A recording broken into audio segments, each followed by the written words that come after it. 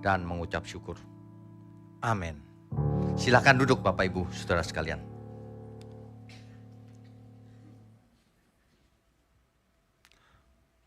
Tema kita pada pagi ini adalah tema besarnya anugerah. Pagi ini kita akan mempersoalkan menerima anugerah atau menolak anugerah. Nanti di sesi kedua subtemanya respon manusia. Seperti biasa saya selalu menganjurkan untuk mendengarkan dua-duanya supaya lengkap ya. Meskipun satu dengan yang kedua ada overlapnya memang. Bicara soal anugerah, kalau kita lihat di kamus atau leksikon, itu adalah pemberian dari pribadi yang lebih tinggi kepada pribadi yang lebih rendah. Bahkan pribadi yang lebih rendah ini seringkali tidak punya hak, tidak berhak menerimanya. Tapi itulah arti anugerah. Contohnya, dari Tuhan kepada manusia berdosa. Manusia yang pantas mati, tapi diberi anugerah. Sebenarnya harus mati, tapi diberi anugerah. Anugerah adalah suatu hadiah yang tak terhingga nilainya, yang sebenarnya tidak pantas diterima. Tapi itulah yang diberikan Tuhan kepada umat manusia. Sebenarnya Tuhan memberikan kepada seluruh umat. Ya. Inilah yang kita persoalkan pagi ini. Yohanes 1 ayatnya yang ke-17.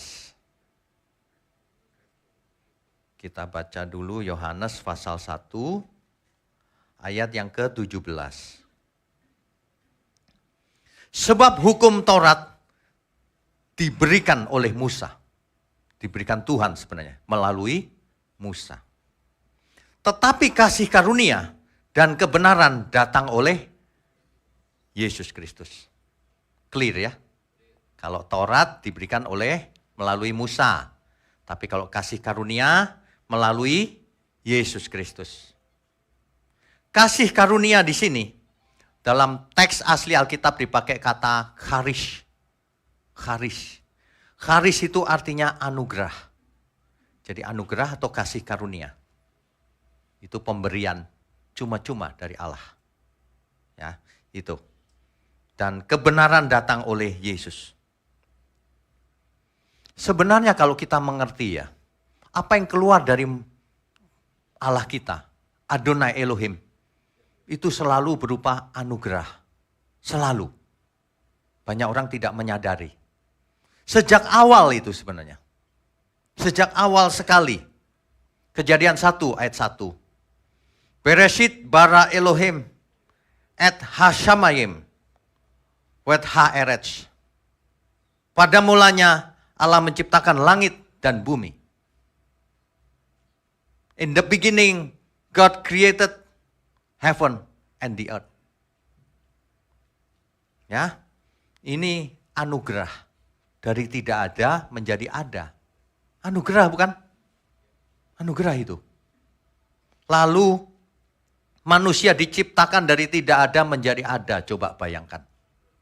Anugerahnya tak terhingga itu sebenarnya. Manusia seringkali tidak menghargai anugerah. Mau diciptakan sebagai ayam. Kalau sebagai ayam nggak bisa ngomong begini. Bisanya petok, petok, petok.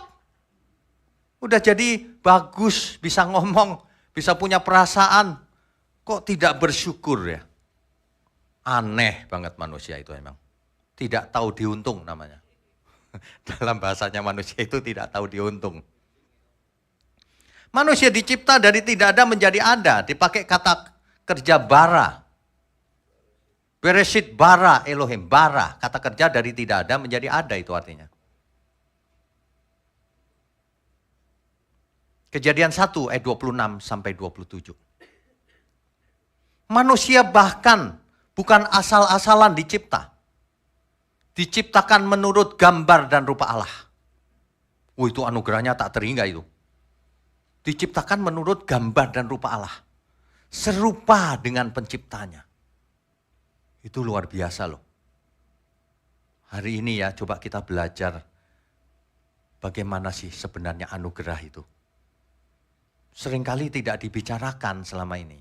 Yang dibicarakan itu gini, kamu akan punya rumah di bumi, kaya raya. Kayak orang gila gitu ngomongnya.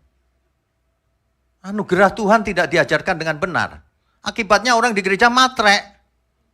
Pengen ke gereja, pengen diberkati, maksudnya kaya raya. Rusak ini. Pagi ini saya mau kembalikan ke tujuan semula. Manusia itu diberi anugerah itu apa? Diciptakan menurut gambar dan rupa Allah. Harus memiliki karakternya Allah. Karena diciptakan dengan roh, dihembus oleh roh Allah. Bukan diciptakan seperti ayam ting gitu, bukan. Tapi dihembus oleh Bapa di surga. Roh Allah mengalir menjadi rohnya kita hari ini. Mengalir dari generasi ke generasi sampailah ke kita masing-masing. Pada mulanya itu hembusan nafas Allah kepada Adam. Nismat Chaim namanya.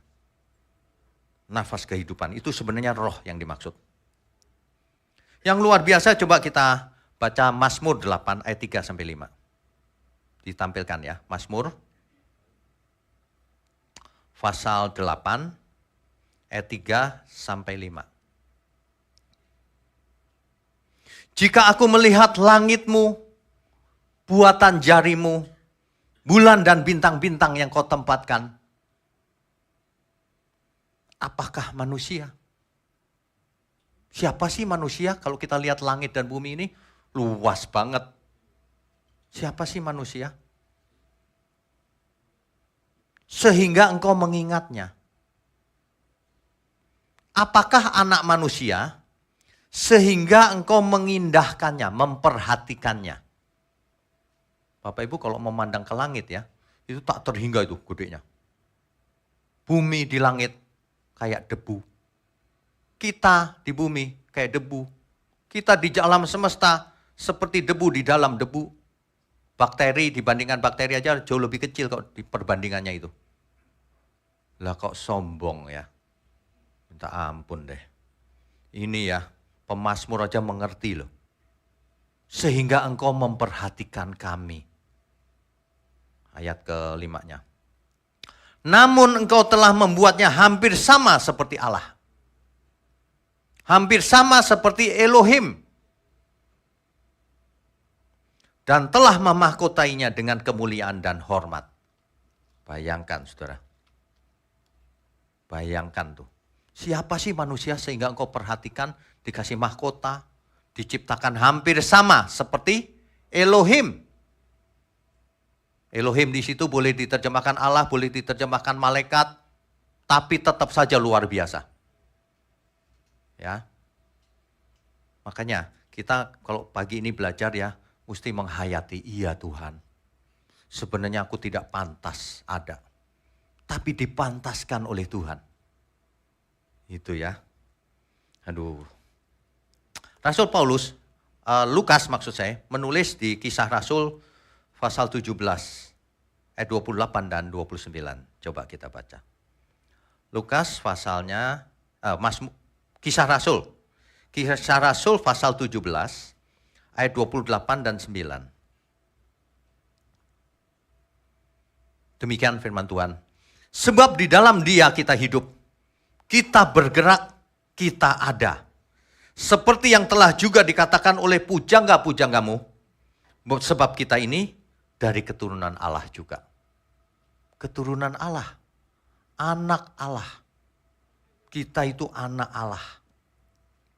Karena kita berasal dari keturunan Allah, kita tidak boleh berpikir bahwa keadaan ilahi sama seperti emas atau perak atau batu, ciptaan kesenian dan keahlian manusia. Kita itu dicipta keturunan ilahi.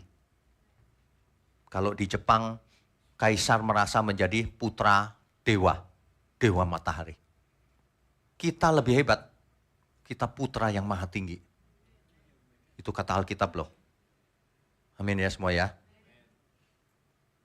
Coba kita hayati hal itu. Setiap kita itu luar biasa potensinya. Selama ini belum di-on aja. Lupa diri. Lupa diri itu amnesia. Ada suatu film, saya lupa, itu film atau apa ya, pokoknya ada di ingatan saya itu. Superman nih ceritanya. Mungkin bukan Superman kali, superhero lah pokoknya. Dia lupa dirinya superhero. Digebukin orang kalah gitu. Lupa soalnya. Begitu dia ingat, yang gebukin disentil aja dia. Sama kita semua. Sebab kita itu keturunan ilahi. Lah kok perbuatannya kayak anak setan. Aduh, ini mengerikan loh ini. Ya, pagi ini kita diingatkan. Tapi apa yang dilakukan manusia? Apakah manusia menerima anugerah itu dengan benar? Manusia pertama, Adam, melanggar perjanjian. Melanggar perjanjian dengan Allah. Coba kita baca Kejadian Hosea 6 ayat 7. Hosea pasal 6 ayat 7. Tetapi mereka itu telah melangkahi perjanjian di Adam. Di sana mereka telah berkhianat terhadap aku. Tulisan di Adam itu kurang tepat ya. Yang benar itu gini. Tetapi mereka itu telah melanggar perjanjian seperti Adam. Bukan di Adam, seperti Adam. Jadi Adam melanggar perjanjian. Sebenarnya Tuhan selalu membuat perjanjian dengan umatnya. Selalu, perhatikan baik-baik. Dari Adam. Nanti dengan Nuh juga buat perjanjian bukan? Dengan Israel? Dengan kita semua? Banyak orang nggak merasa ada di perjanjian. Padahal suatu perjanjian itu isinya ada hak, ada kewajiban, ada sanksi. Tentu saja ada rewardnya, ada hadiahnya. Ya, banyak orang kalau tidak tahu, ia melanggar perjanjian itu. Adam tahu, tapi melanggar perjanjian itu. Kejadian 3 ayat 6. Coba dibaca, Kejadian pasal 3 ayat 6.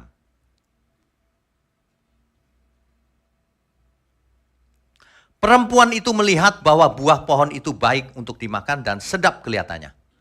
Lagi pula, pohon itu menarik hati karena memberi pengertian ya. Lalu ia mengambil dari buahnya dan dimakannya. Dan diberikannya juga kepada suaminya yang bersama-sama dengan dia. Dan suaminya pun memakannya. Siapa yang salah? Aku digoda sama ular itu. Dari dulu rupanya manusia suka mencari kambing hitam. Sejak di Eden rupanya. Jadi nggak heran, hari ini juga sama. Kamu sih. Gitu. Kamu sih. Aduh. Nah, ini salahnya Adam, saudara. Adam itu jadi pemimpin. Mestinya kalau Hawa nawarin, sorry tidak boleh. Kata Tuhan tidak boleh makan buah itu. Mestinya begitu. Ya. Adam yang salah. Hawa Pak yang salah. Hawa memang salah. Tapi Adam sebagai pemimpin harusnya tidak terima makan itu. Ya. Jangan pernah cari kambing hitam. Kalau ada apa-apa yang menimpa kita, salahkan diri sendiri. Kalaupun itu bukan karena perbuatan kita, ya kita terima saja. Semua juga seizin Tuhan kok. Ada amin? Mantap. Kalau kita mengerti kebenaran, itu mantap sekali. Ya. Kesalahan utama ya, itu melanggar perjanjian itu apa? Adam itu menghina Tuhan. Tuhan bicara, jangan kau makan, nanti kamu mati. Dia lebih dengar suara si ular melalui istrinya. Itu menghina Tuhan loh. Saudara sekalian semua, saudara kalau kita tidak nurut firman Tuhan, itu menghina Tuhan namanya. Tuhan bilang jangan begini, jangan begitu, kamu harus menyenangkan Tuhan. Maunya sendiri hidupnya. Itu menghina Tuhan. Orang yang menghina Tuhan pantas binasa. Tetapi Tuhan berikan anugerahnya. Meskipun Adam melanggar perjanjian, tapi Tuhan berikan anugerahnya. Ya, Kejadian 3 ayat 15. Keturunan perempuan ini akan meremukkan kepala si ular. Itu sebenarnya nubuatan. Bahwa nanti keturunan perempuan ini, artinya apa? Perempuan ini gak binasa, masih ditunda. Maksudnya kan langsung binasa. Artinya ditunda, akan ada keturunannya yang akan menjadi Sang Mesias, Juru Selamat. Itulah perjanjian kedua. Janji lagi Tuhan, akan ada keturunan yang jadi Mesias. Tuhan itu kasih anugerah lagi. Mestinya mati kan, binasa, dikasih anugerah lagi. Kejadian 3 ayat 15, proto evangelium namanya. Injil yang pertama, kabar baik yang pertama bahwa manusia ada harapan meskipun harusnya binasa. Itulah anugerah. Perjanjian ini atau anugerah ini, janjinya Tuhan ini diulang-ulang. Kejadian 12 ayat 3 diulang melalui Abraham. Abraham diingatkan, melalui engkau seluruh kaum di muka bumi akan mendapatkan berkat. Berkat apa itu? Keselamatan. Keselamatan, ya. Lalu diingatkan lagi kepada Ishak, Kejadian 22 ayat 18. Sama seperti janjiku kepada Abraham, nenek moyangmu itu. Gitu. Coba kita baca, Kejadian 22 ayat 18.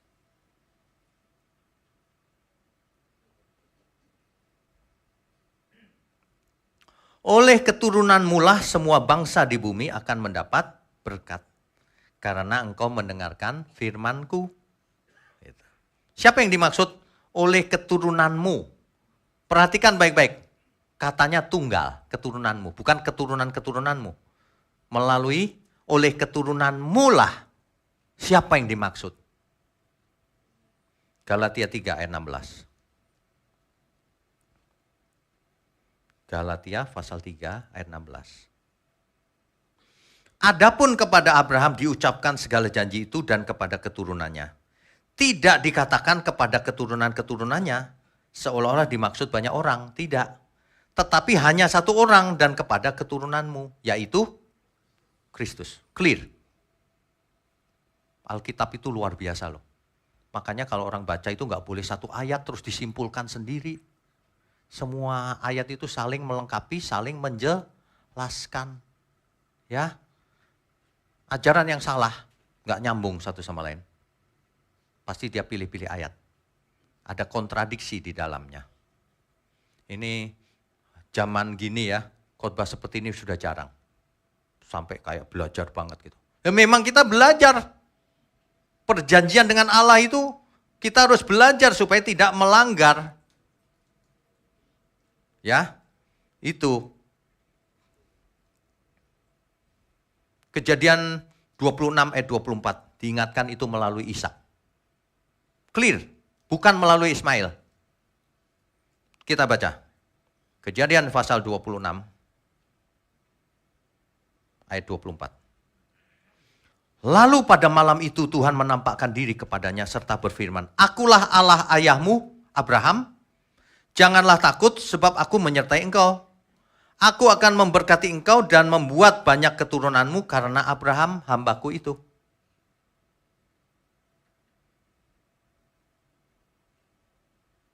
Ya, yang dimaksud itu adalah Ishak. Coba kita baca Ibrani 11 ayat 18. Ibrani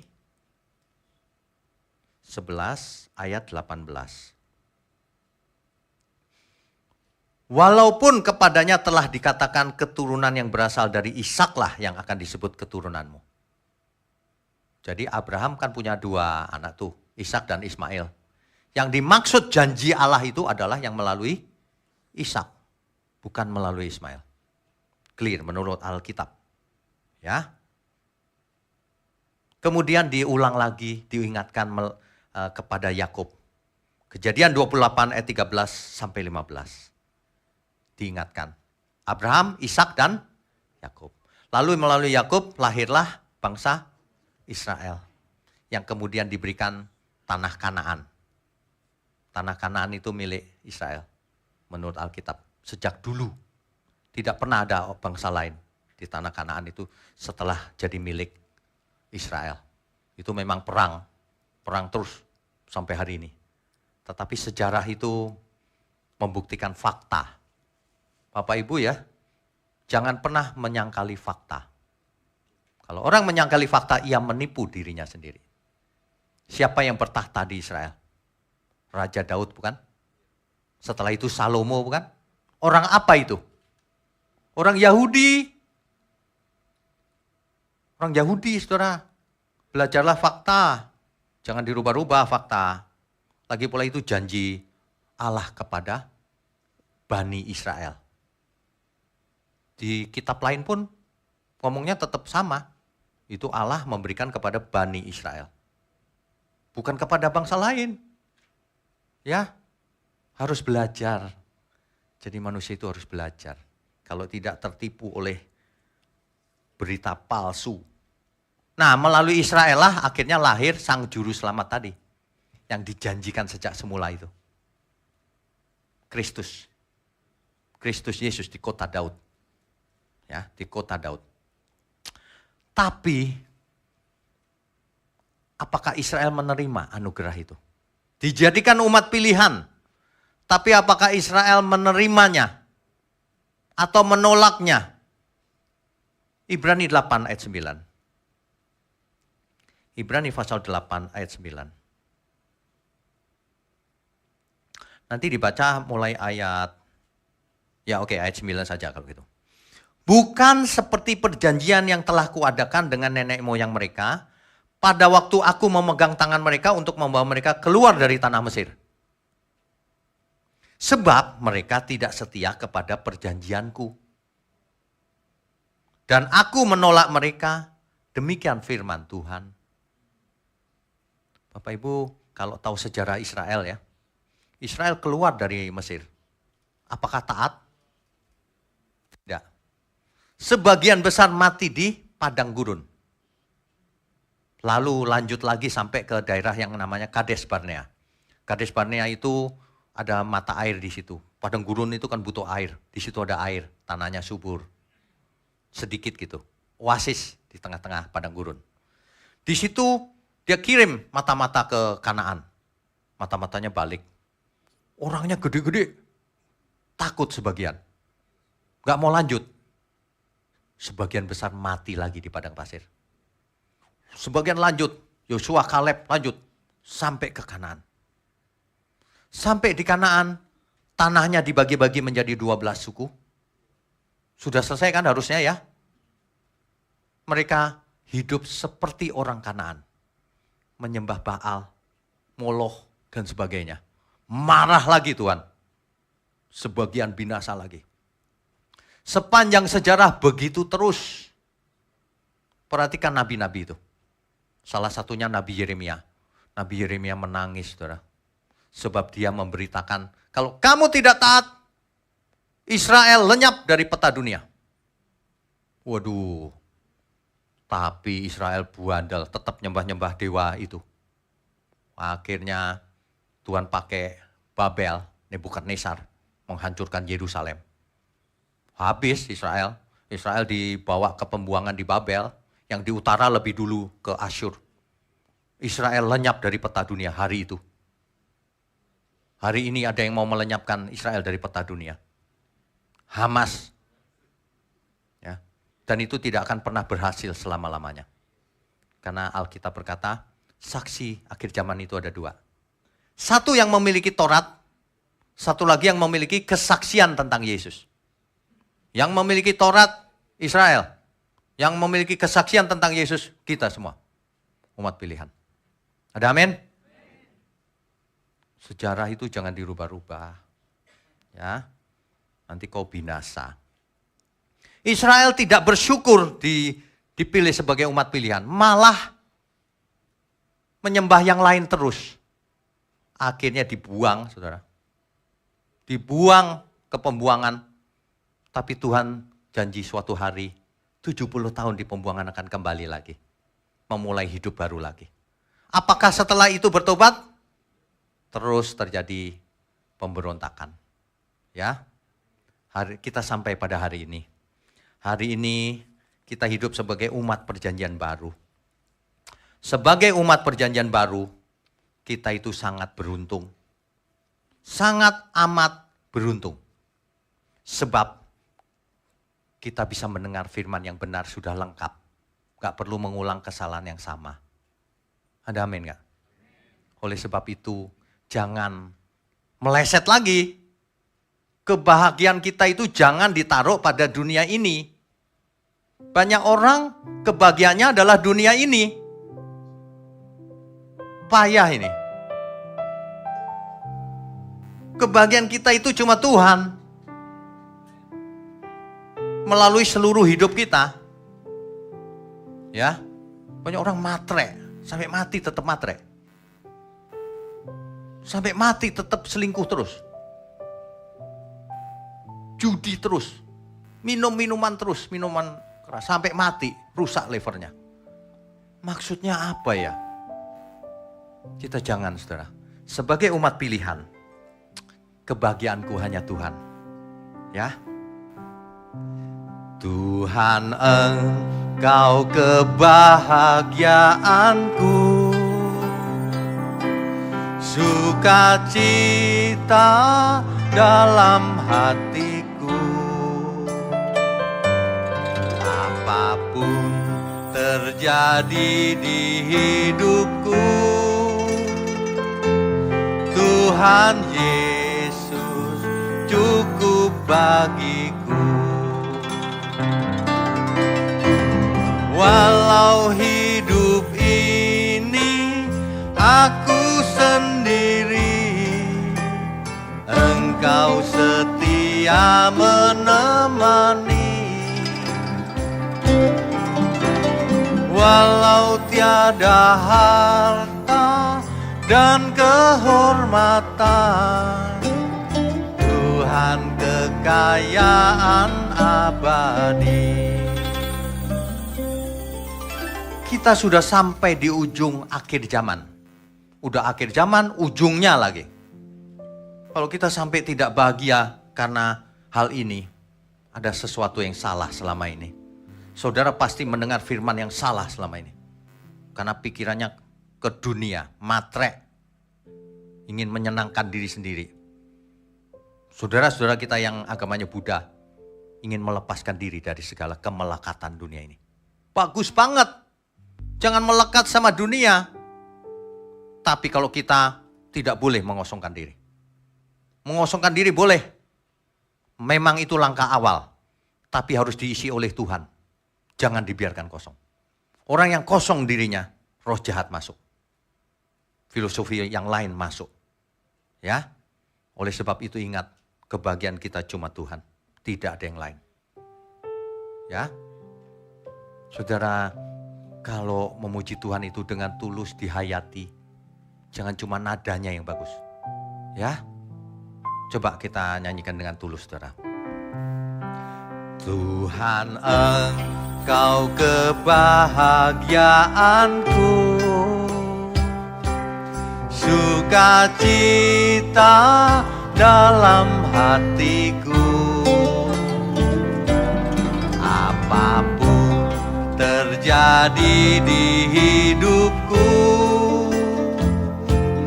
Tuhan Yesus cukup bagiku. Walau hidup ini aku sendiri, Engkau setia menemani. Walau tiada harta dan kehormatan, Tuhan kekayaan abadi.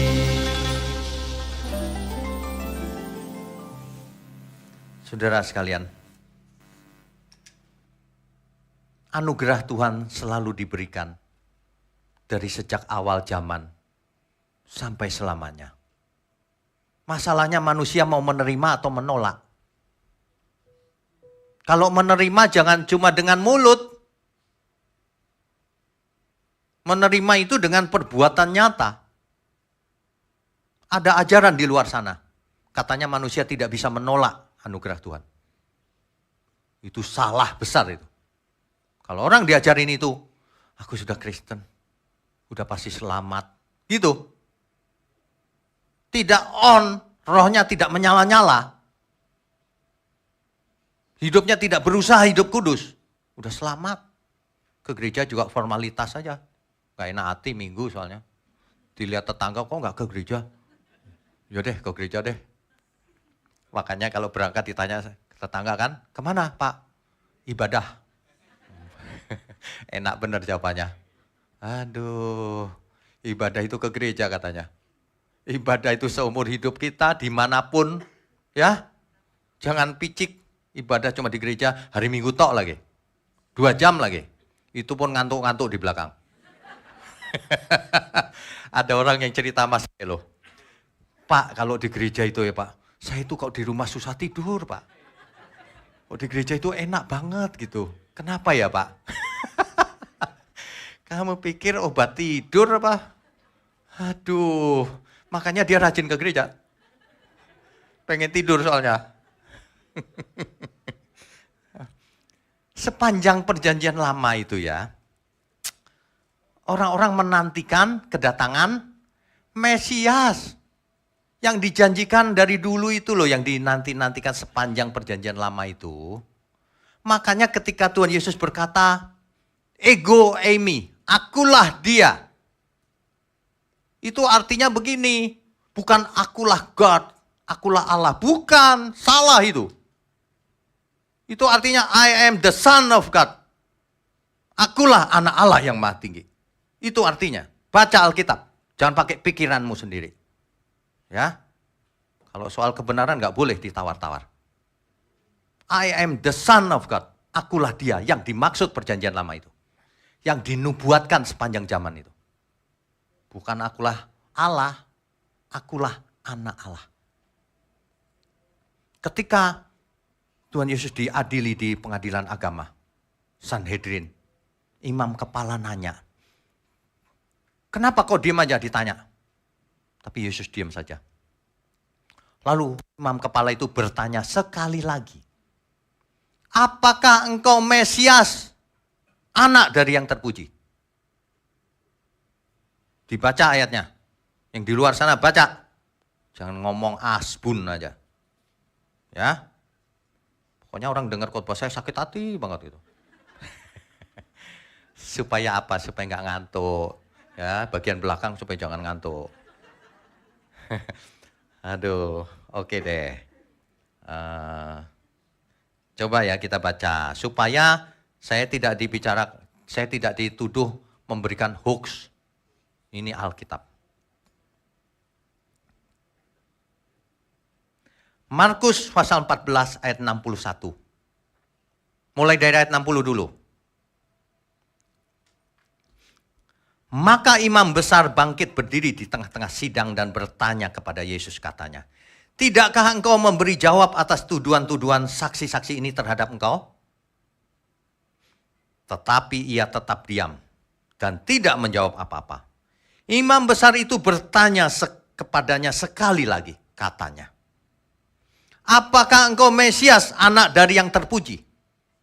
Dari yang terpuji itu siapa? Elohim. Adonai Elohim, Allah kita. Allah Bapa tepatnya. Apakah engkau anak dari yang terpuji? Jawab Yesus, ego eimi. Akulah dia. Itu sama dengan Tuhan Yesus berkata, akulah Mesias, anak dari yang terpuji. Anak yang maha tinggi. The Son of God. Itu yang benar. Bene Elohim. Itu clear. Jangan dirubah-rubah. Ya. Perhatikan kalau orang khotbah. Kalau dia khotbah salah, jangan didengerin selamanya. Nanti keracunan. Hidup ini cuma sekali. Untuk apa salah? Coba. Iya kan? Kalau saudara pikir saya salah, jangan datang lagi. Simple saja. Jangan menyia-nyiakan hidup. Kalau benar, ayo kita sama-sama. Jangan cuma amin di mulut. Gak ada gunanya juga. Setiap minggu, setiap malam saya khotbah, waduh, sampai ngantuk-ngantuk, sampai berbusa-busa. Istilahnya itu berbusa-busa gitu ya. Kalau nggak pengaruh kan percuma. Saya kadang-kadang gini loh, Tuhan ada pengaruhnya nggak sih Tuhan? Banyak orang bertobat nggak sih? Kayaknya kok, ya gimana gitu. Tapi tetap aja karena itu tugas. Harus, ya. Yang mengecewakan lagi itu begini. Sepanjang perjanjian lama ini menunggu yang dijanjikan, Mesias.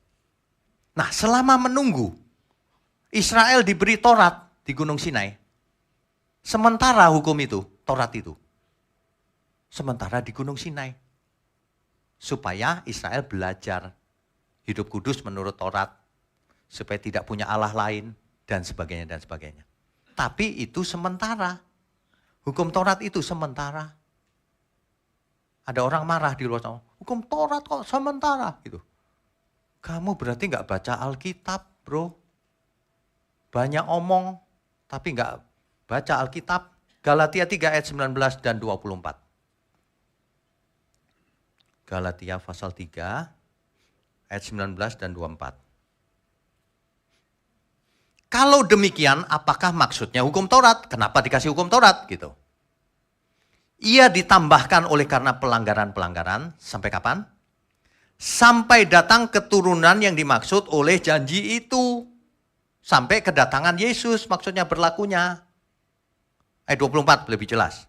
Jadi hukum Taurat adalah penuntun bagi kita sampai Kristus datang. Supaya kita dibenarkan karena iman. Bukan dibenarkan karena melakukan hukum Taurat. Gitu loh maksudnya. Begitu aja nggak ngerti. Sudah Kristen puluhan tahun masih belain Taurat lagi. Kalau bangsa Israel itu memang Taurat. Tapi kalau umat pilihan perjanjian baru bukan Taurat lagi. Sebab kalau seseorang masih mengagungkan Taurat padahal dia umat perjanjian baru, ia lepas dari kasih Kristus. Ia lepas dari kasih Kristus. Itu menghina Tuhan Yesus tuh. Efesus 2 ayat 15. Sebab dengan matinya sebagai manusia, siapa yang dimaksud? Tuhan Yesus. Ia telah membatalkan hukum Taurat dengan segala perintah dan ketentuannya. Untuk menciptakan keduanya menjadi satu manusia baru di dalam dirinya, dan dengan itu mengadakan damai sejahtera. Kematian Tuhan Yesus membatalkan hukum Taurat dengan seluruh perintah dan ketentuannya. Clear. Roma 10 ayat 4. Sebab Kristus adalah kegenapan hukum Taurat. Sehingga kebenaran diperoleh tiap-tiap orang yang percaya. Kegenapan itu maksudnya, sebab Kristus adalah akhir daripada hukum Taurat. Sudah digenapi, sudah selesai. Selesainya hukum Taurat itu Kristus. Ya, jangan hidup menurut Taurat lagi. Itulah sebabnya di banyak ayat dikatakan, yang dibenarkan bukan yang hidup menurut Taurat. Tapi yang hidup oleh iman. Konteksnya itu. Tapi kalau orang Yahudi tetap Taurat. Nah, ini mungkin sebagian lagi ngotot lagi nggak percaya, ya nanti ya bersambung lain waktu. Yang ini kita teruskan dulu. Nah, yang mengerikan tuh gini loh, semua orang seluruh dunia itu tidak setuju hal ini. Makanya saya diserang kiri kanan dan seterusnya. Padahal maksud saya baik supaya mereka selamat. Galatia 2 ayat 21.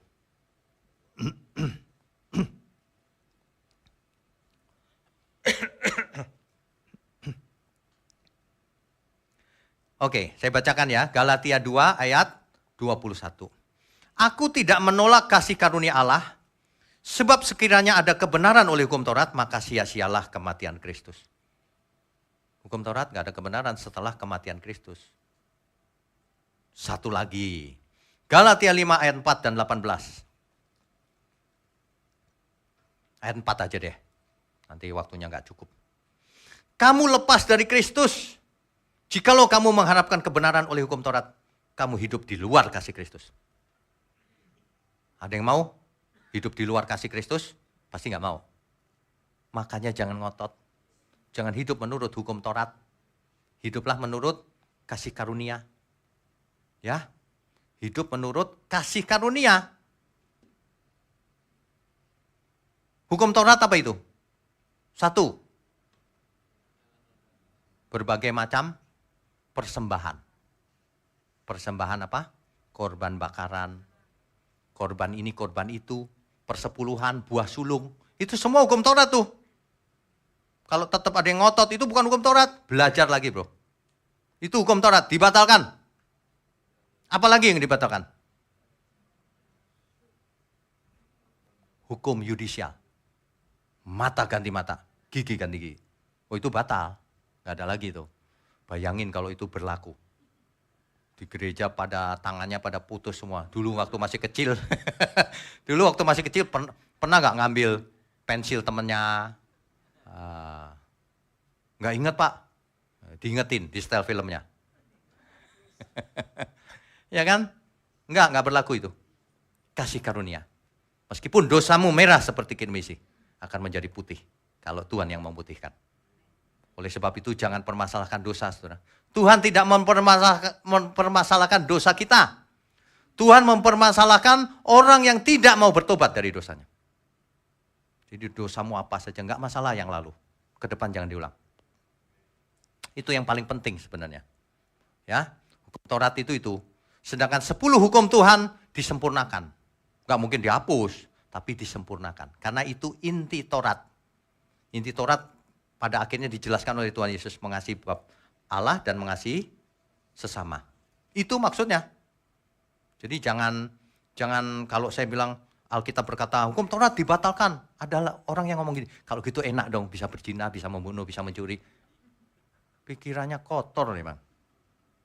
Udah susah itu. Kalau pikirannya bersih, kalau dibatalkan jadi gimana dong? Nah kan gitu. Kalau gitu enak dong bisa mencuri, bisa kotor pikiranmu itu.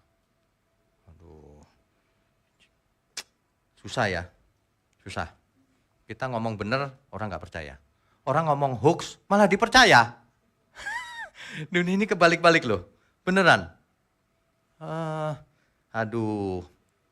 Nanti pakai ayat satu lagi. Aku datang bukan meniadakan Taurat, tapi menggenapinya. Coba dicek teks aslinya, artinya apa itu. Aku datang bukan merusak Taurat. Bukan. Tapi untuk menggenapinya. Ya Taurat yang memberikan kan Tuhan juga. Bukan merusak Taurat. Taurat itu benar di zamannya. Jadi Tuhan datang menggenapi. Selesai. Kenapa? Karena Taurat itulah bayangan. Sedangkan wujudnya adalah Kristus. Perjanjian lama adalah bayangan. Sedangkan kebenarannya adalah perjanjian baru. Gitu loh. Nanti ada lagi yang komen. Perjanjian lama dihapus saja loh gitu. Kamu mabok apa-apa itu. Ini dipakai untuk menjelaskan asal mulanya, belajar. Sehingga akhirnya kita tahu puncaknya ada di Kristus. Bayangkan, anugerah Tuhan itu mengalir setiap zaman. Setiap zaman. Hari ini jangan pernah hidup menurut Taurat lagi, saudara. Nanti kau lepas dari Kristus. Jangan mentang-mentang duit aja kau mau terus. Cari ayat pembenaran, cari ini, cari itu. Ya, panggil tour leader, dijadiin saksi bahwa persepuluhan masih ada di Israel. Yang enggak begitu.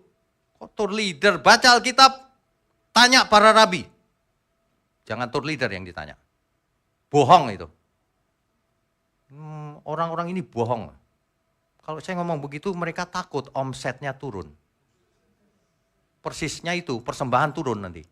Enggak ada urusan kalau orang dewasa rohaninya mempersembahkan sesuai sukacita. Pasti mendukung pekerjaan Tuhan, nggak mungkin tidak. Ya, jemaat juga nggak boleh gini loh. Asik di gereja ini nggak ada persepuluhan, yes. Nggak boleh juga. Tuhan tahu isi hati kita loh. Ya, amin ya. Uang itu nggak usah ditekan-tekanin, ada ya dukung, nggak ada ya nggak apa-apa. Yang penting harus persembahkan seluruh hidup kita. Kan begitu. Ya, amin ya. Minggu kemarin saya khotbah tentang melayani. Sebenarnya kalau kita mengerti kehendak Tuhan, mengerti anugerah Tuhan dalam hidup kita, pasti kita melayani Tuhan. Nggak mungkin tidak. Kalau kita mengerti pasti kita melayani Tuhan. Yang dimaksud melayani Tuhan bukan di gereja saja. Pasti dalam seluruh hidup kita. Itu loh. Ya. Saudara kalau dengerin orang Israel berdoa ya, itu namanya Shema Israel. Adonai Elohim. Sembahan kita cuma satu, Adonai Elohim. Ya, artinya yang memberikan anugerah itu Adonai Elohim ini. Sejak awal bayangkan ketika manusia jatuh dalam dosa, keturunan perempuan ini akan meremukkan kepala si ular. Siapa yang bicara? Adonai Elohim. Bapa kita yang di surga. Makanya Yohanes 3 ayat 16, karena begitu besar kasih Allah akan dunia ini. Siapa Allah di situ? Allah Bapa. Sehingga ia mengaruniakan anaknya yang tunggal. Siapa itu? Yesus Kristus. Supaya barang siapa yang percaya kepadanya tidak binasa, melainkan beroleh hidup kekal.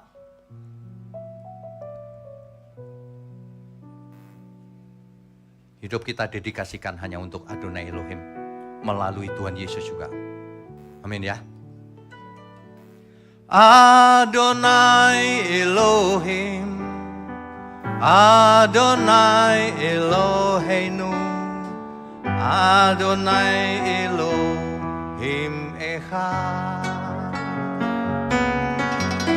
Adonai Elohim, Adonai Eloheinu, Adonai Elohim Echad.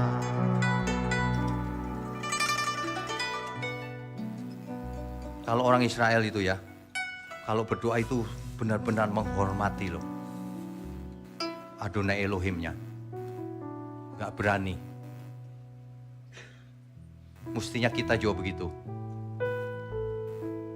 Kalau berdoa itu jangan asal-asalan. Saya pernah lihat orang berdoa begini.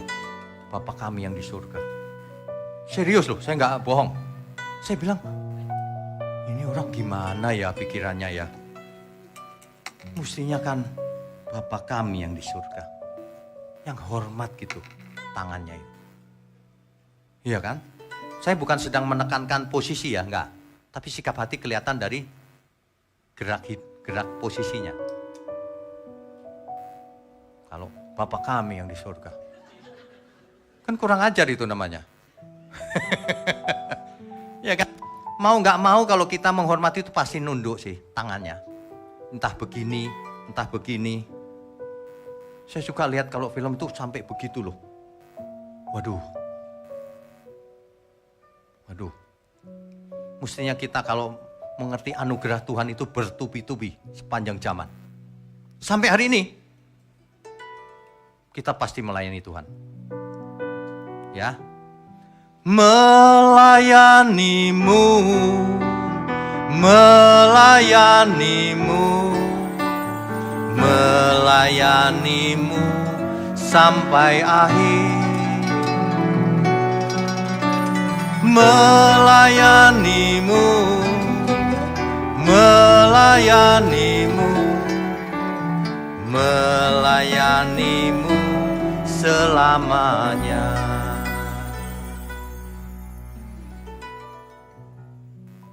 Saudara, anugerah Tuhan itu jangan disia-siakan. Buktinya apa? Faktanya ada orang yang menolak anugerah Tuhan. Dikasih anugerah gak mau bertobat.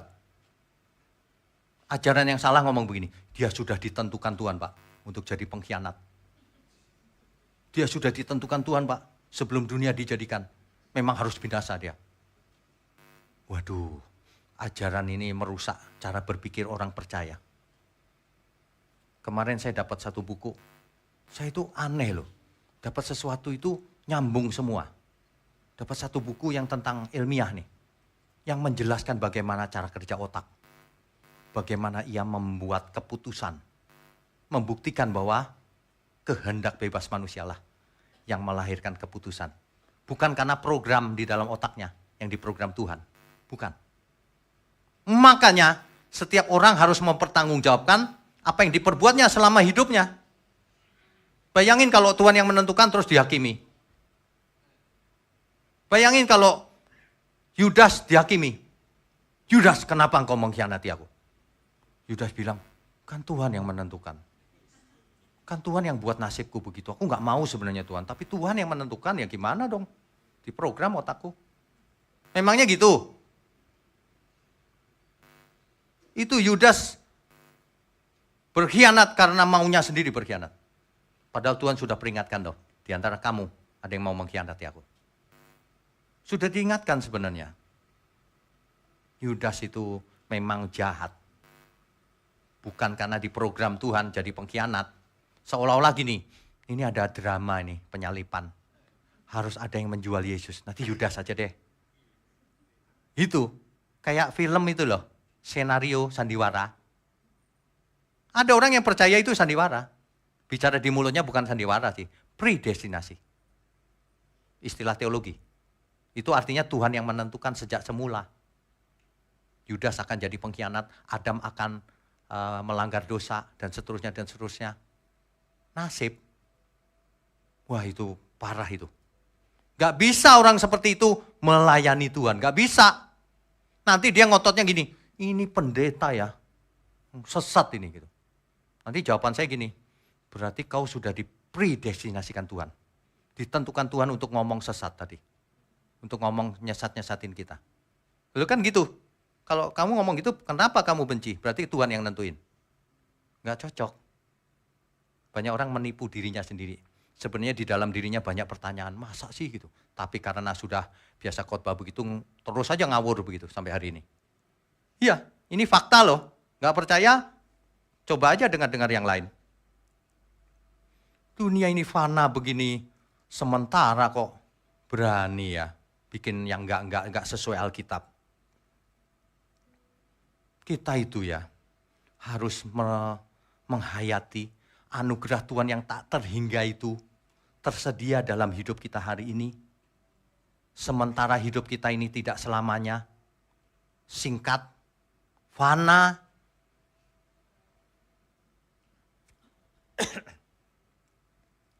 Ya, fananya dunia ini bagaikan uap.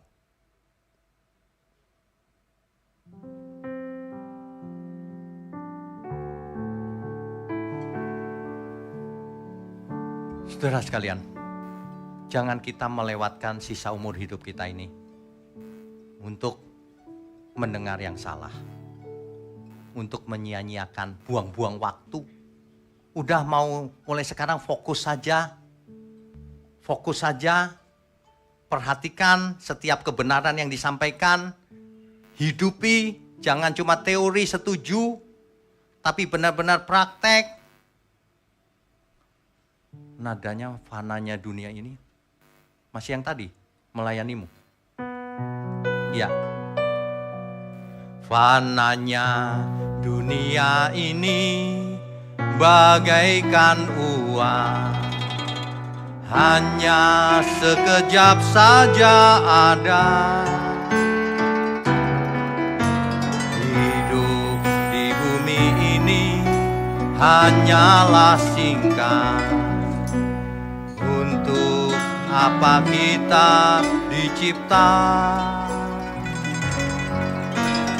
Hidup hanya menumpang di bumi ini, seperti seorang musafir. Singkatnya hidup ini, semua berlalu. Apa semua ini? Adonai Elohim, Adonai Eloheinu, Adonai Elohim Echad. Adonai Elohim, Adonai Eloheinu, Adonai Elohim Echad. Melayanimu Tuhan.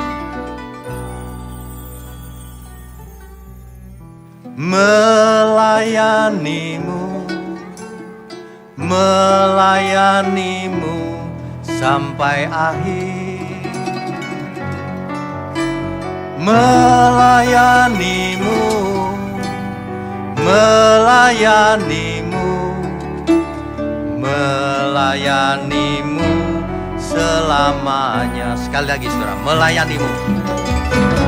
Melayanimu, melayanimu, melayanimu sampai akhir.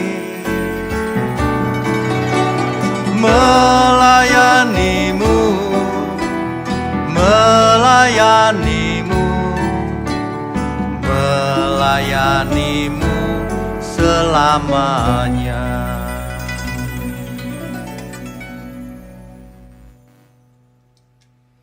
Bapak Ibu Saudara sekalian, anugerah Tuhan itu bagaimana yang mau membahasakannya ya. Kalau kita benar-benar menyadari anugerah Tuhan itu setiap hari bahkan, setiap saat bahkan. Tidak mungkin seseorang bisa berbuat dosa, itu nggak mungkin. Kenapa seseorang bisa jatuh dalam dosa? Karena ia tidak menyadari anugerah Tuhan dalam hidupnya. Anugerah yang begitu besar. Kalau saudara ada yang bagiin 1 triliun gitu saat ini juga, apa yang terjadi? Bingung kali ya. Buat apa ini? Tapi udah pasti gak mau ngurusin yang gak berguna, udah banyak sekali dapatnya. Wah, saya tinggalkan pekerjaanku itu. Saya mau bikin sesuatu dengan ini. Kan mestinya begitu. Sama anugerah Tuhan dicurahkan sama kita. Mestinya kita tinggalkan kegiatan-kegiatan aktivitas hidup kita yang tidak berguna. Aku mau apa ya Tuhan? Waduh, itu tak terhingga itu nilainya. Mantep banget itu. Banyak orang tidak menyadari hal itu, sehingga hidupnya tidak melayani Tuhan. Ia tidak benar-benar menyembah Adonai Elohim. Ia tidak benar-benar meninggikan Tuhan dalam hidupnya. Ia hanya beragama, rajin, tapi tidak menjadi anak Allah. Ia berhenti dalam kegiatan agamanya. Makin lama makin aneh karena beragama. Kalau orang bertuhan makin lama makin membumi dia. Makin menyelamatkan banyak jiwa. Makin menjadi berkat. Tidak aneh-aneh. Ya, perhatikan saja itu. Kebenaran itu tidak aneh-aneh. Kebenaran itu sederhana tetapi masuk ke jiwa seseorang. Setiap orang bisa berubah oleh kebenaran. Ya, amin ya saudara ya. Mestinya kalau kita benar-benar menghayati anugerah Tuhan dan kita mau menyambutnya dengan benar. Bukan menyambut hanya dengan mulut. Menyambutnya dengan seluruh hidup kita. Mestinya begitu. Makanya lagu yang tadi dinyanyikan juga saya ciptakan lagu itu juga tuh. Bapa kami yang di surga. Ya kan? Dimuliakanlah namamu. Bukan dengan mulut, dengan semua seluruh hidup kita. Datanglah kerajaanmu maksudnya. Jadilah kehendakmu di bumi seperti di surga. Kerajaan Allah ada di bumi, kita warganya. Supaya orang melihat ada kerajaan Allah di bumi. Melalui hidup kita.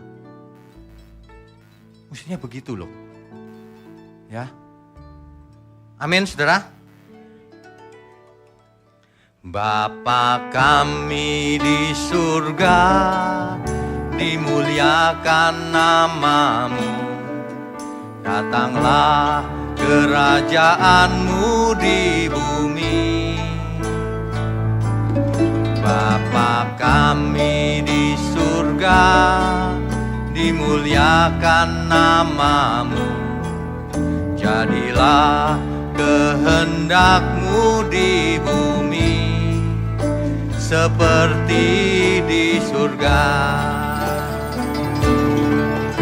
Demikianlah hidupku dalam tanganmu, memuliakan namamu Tuhan. Demikianlah hidupku dalam kasih-Mu, meninggikan namamu Tuhan. Dalam setiap nafasku, detak jantungku, memuliakan namamu Tuhan. Dalam setiap waktuku, segenap hidupku meninggikan nama-Mu Tuhan, meninggikan nama-Mu Tuhan.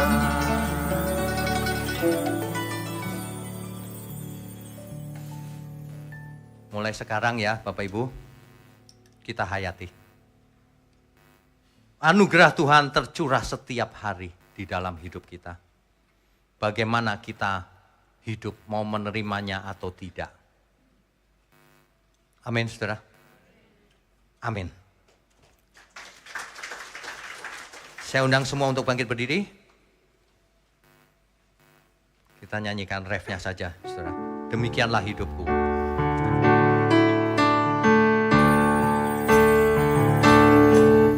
Demikianlah hidupku dalam tangan-Mu, memuliakan nama-Mu Tuhan. Demikianlah hidupku dalam kasih-Mu, meninggikan nama-Mu Tuhan. Dalam setiap nafasku,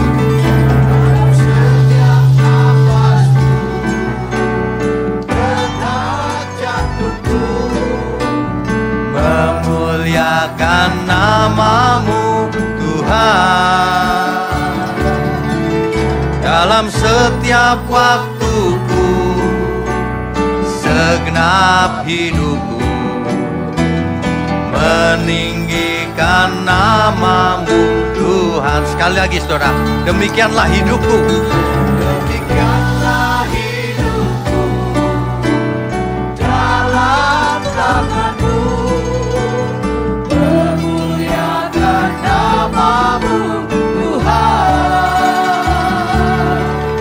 Demikianlah hidupku dalam kasih-Mu, meninggikan nama-Mu Tuhan. Dalam setiap nafasku, detak jantungku, memuliakan nama-Mu Tuhan.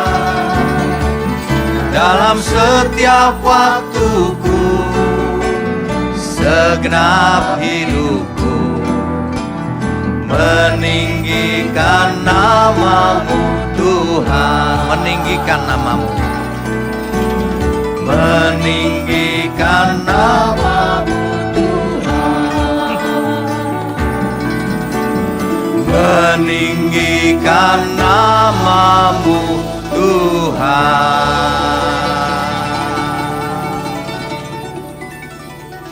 Bapa kami yang di surga, kami mengucap syukur kalau kami diberi anugerah bahkan setiap hari dalam hidup kami. Ajari kami untuk hidup seturut anugerah-Mu ya Tuhan, untuk berkenan bagi Tuhan. Sehingga demikianlah kami harus hidup. Terima kasih Bapa di surga, terima kasih Tuhan Yesus, terima kasih Roh Kudus. Mohon berkati setiap tangan yang mendukung pekerjaan-Mu ini, agar pekerjaan-Mu ini boleh sampai ke ujung bumi. Juga seluruh pelayan Tuhan yang hadir, Kau berkati satu persatu, sehat umur panjang, agar mereka melayani Tuhan sampai selamanya, sampai di kerajaan surga. Juga umat-Mu dimanapun berada, kami semua Tuhan, curahkan berkat-Mu atas kami. Mari saudara, angkat tanganmu tinggi-tinggi. Kami sambut segala berkat, baik berkat jasmani maupun berkat rohani. Sehat, umur panjang, hikmat marifat turun atas kita semua. Di dalam nama Bapa, Putra, dan Roh Kudus. Haleluya. Semua yang percaya katakan amin. Amin. Silakan duduk Bapak Ibu Saudara sekalian. Bicara soal kebenaran, setiap orang merasa benar. Makanya semua kecap dinomor satukan. Ada orang yang mengatakan saya paling benar, ini paling benar, itu paling benar. Mana sebenarnya yang paling benar? Oleh sebab itu hadiri seminar 7 natur kebenaran dan aplikasinya. Seminar ini wajib dihadiri oleh para teolog, apologet, pengkhotbah, bahkan oleh para jemaat sendiri, agar kita bisa membedakan manakah yang benar, manakah yang salah. Inilah alat uji kebenaran yang sangat objektif dan alkitabiah. Pastikan saudara ikut dan ajak seluruh saudara dan sahabat-sahabat. Bapak-bapak dan ibu-ibu yang terkasih dimanapun berada, yuk kita belajar pelajaran Alkitab bersama secara online setiap hari Rabu jam 7 malam bersama pendeta Bapak Wignio Tanto secara online, bisa melalui Zoom. Tetapi kita harus mendaftarkan dulu ke nomor berikut ini. Selamat bergabung dan Tuhan Yesus memberkati.